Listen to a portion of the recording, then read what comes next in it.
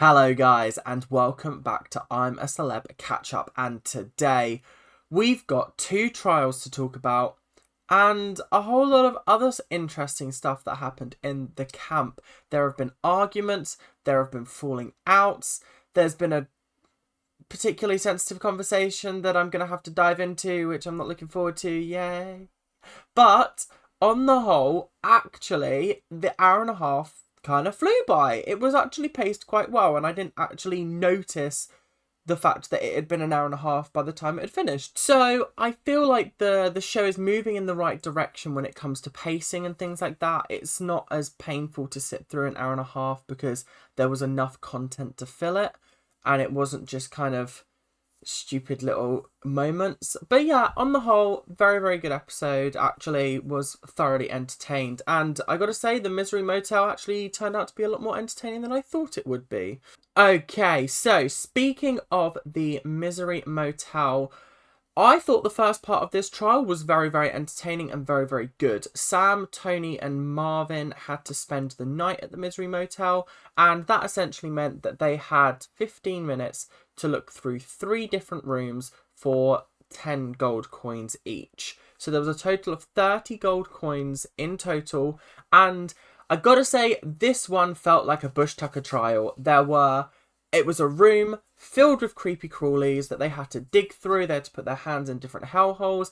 And this is the kind of Bush Tucker trial that I really, really enjoy watching. Like, one of the ones that I always go back to was, I want to say it was back in 2016, maybe. Maybe it was a bit later, 2017 or 18. But there was a White House themed Bush Tucker trial. And it took place in, like, the White House.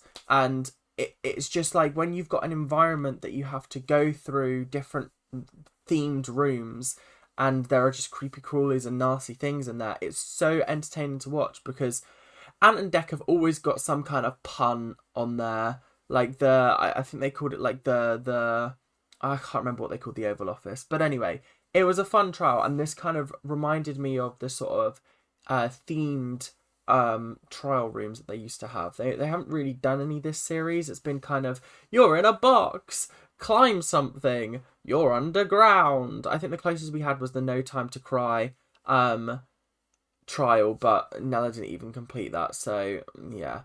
But I gotta say, all 3 of them gave it their best shot. It did look difficult because they only had 5 minutes to search the room, and like Marvin managed to get all 10 of them quite easily. I'd say there was not really much of a struggle there, but the other 2 really struggled with their rooms. Sam and Tony both got 7 out of 10 gold coins each, and I gotta say, as much as like it was frustrating to watch sometimes because I was just like, oh, just stick your hand in there, like I don't think I'd fare much better, especially not in Sam's room with those spiders. I think I would have fucking freaked out. I would not have been able to go near that wardrobe.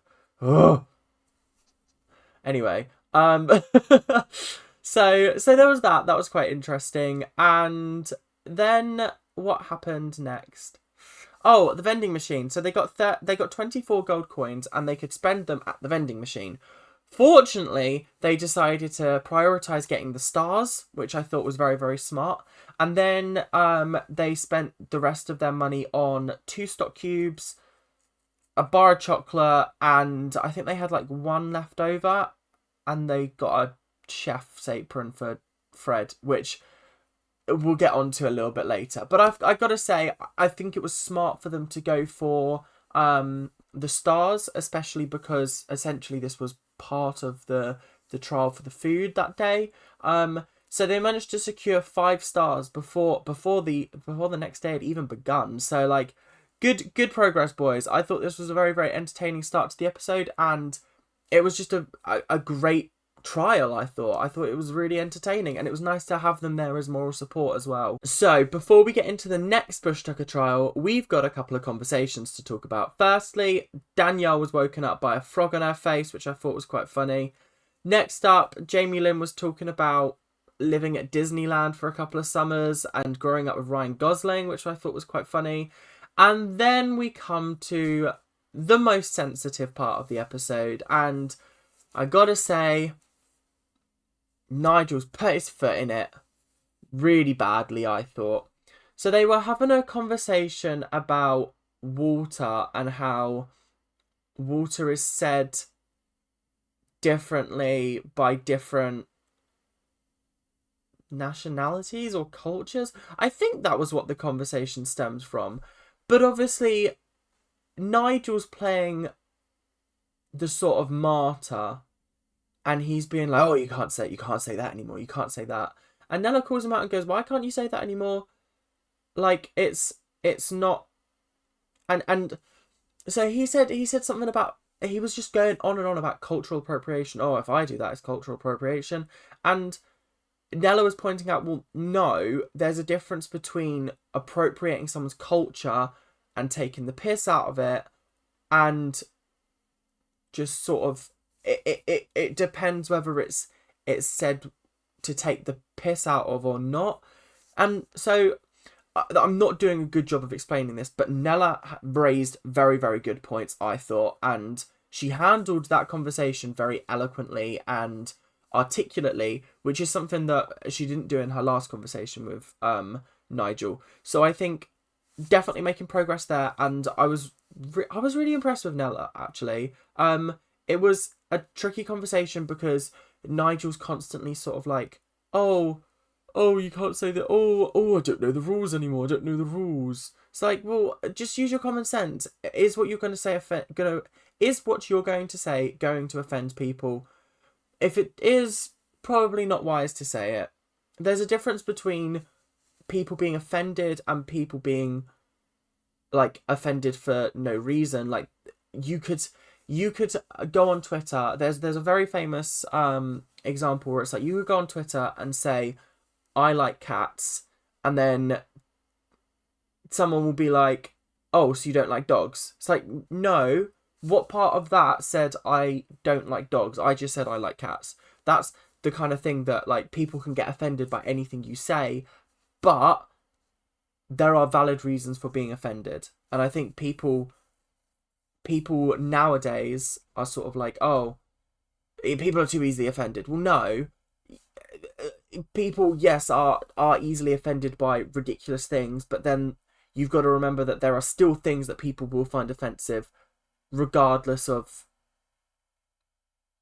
Yeah, I'm not doing a very good job of explaining it, but it was an interesting conversation, and I thought Nella handled it very well, especially because, oh god, he's such a frustrating pain in the arse to watch when he constantly plays the martyr and acts like he's the victim the whole time, and I'm so sick of it.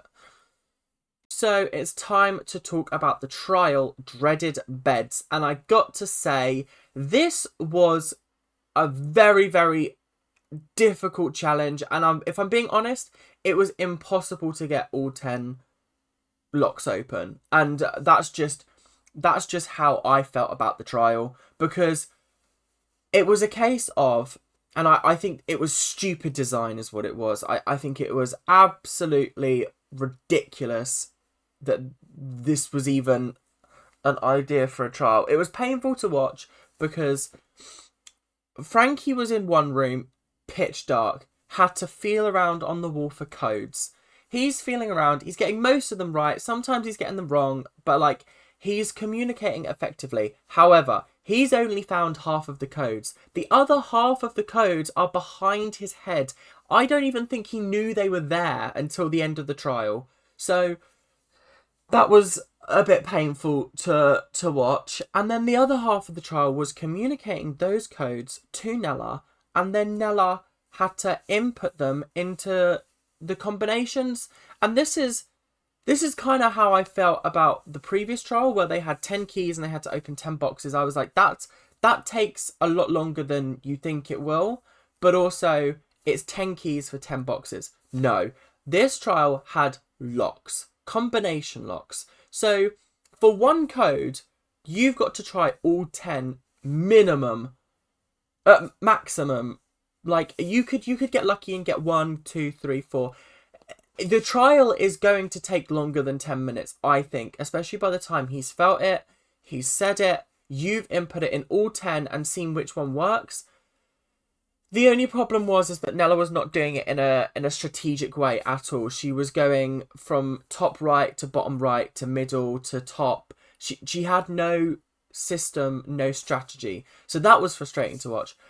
But I do just think it was a bit of a bullshit trial, if I'm being honest. Because even if I was in there, I think I would have really struggled to get many coins. Do you know what I mean? Like, it just seemed like a very, very difficult task to do in 10 minutes. And I often find that the time limits on these things are bullshit. Because how is Ant and Dec on their live saying that the drinking challenge took them 2.5 hours to film, but yet they're only allowed 10 minutes to input combination codes into the locks? That just doesn't seem fair, or it just doesn't seem fair. Do you know what I mean? So essentially, Nella and Frankie ended up walking away with nothing, like genuinely zilch, because Nella couldn't open those combination locks. And I was watching, and I was like, I do feel sorry for her, because yeah, she's not got a great strategy, but like, this is a bullshit trial. I thought the most she'd get was maybe 9 coins out of a possible 30. But yeah, what a bullshit trial. I'm sorry. I wasn't a fan of it. Like I said, I was actually really impressed that Nella was not fazed by the snakes at all. That was a big surprise. One of them tried to go up Frankie's leg and had a look at his snake, and that was quite funny. But yeah, it was frustrating, and it did wind me up that Ant and Dec were standing there bitching and moaning about like the fact that she had no system, but like they could have easily been like, try doing them in order, because they usually give out nice hints, whereas theirs was just, the codes will work. Well, no fucking shit. No shit, Ant and Dec. I'm sorry, but like, I was not going into that trial expecting you to give me fake codes. So it's time to talk about the returns from the trial, and Marvin, Tony and Sam came back with the goods.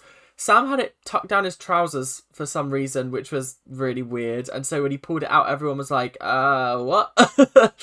But they told everyone that they got a bar of chocolate for them, stock cubes, and then the chef's apron for Fred. And I feel like Sam really fucked up how he explained it, because he gave the chef's apron over first before telling them any of the other things.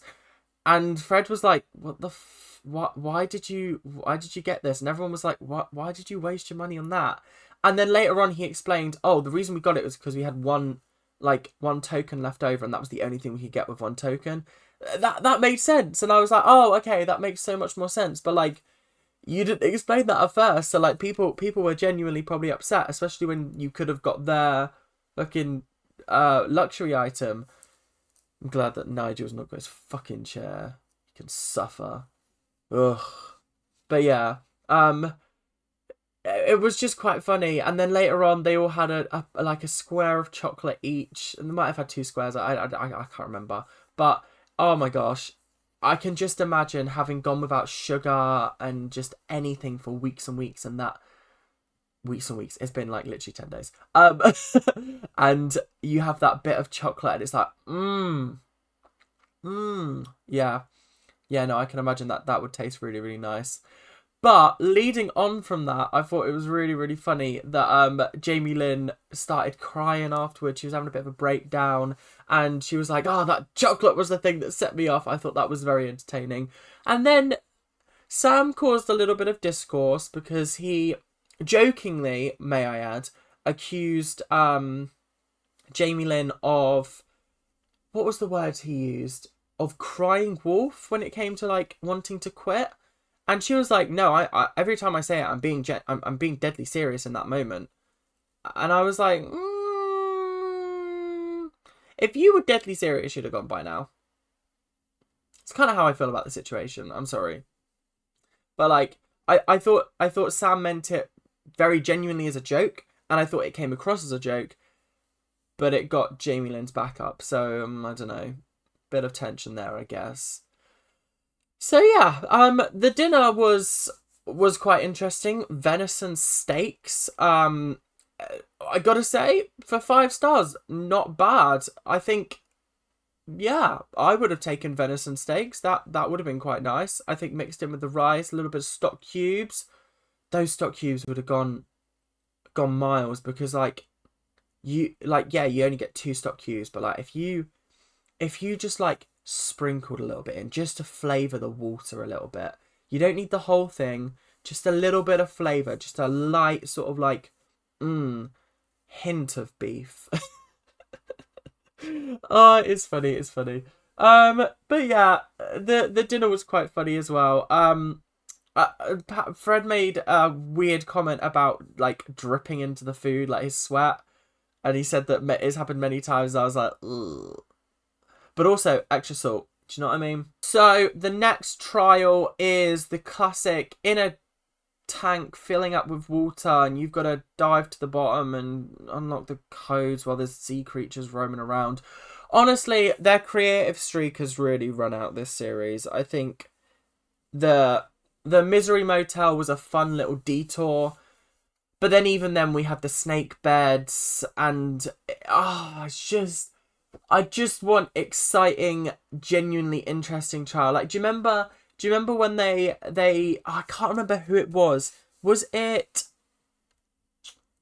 Frankie Bridge? It was someone else from the Saturdays. Vanessa. Was it Vanessa White? Is that her name?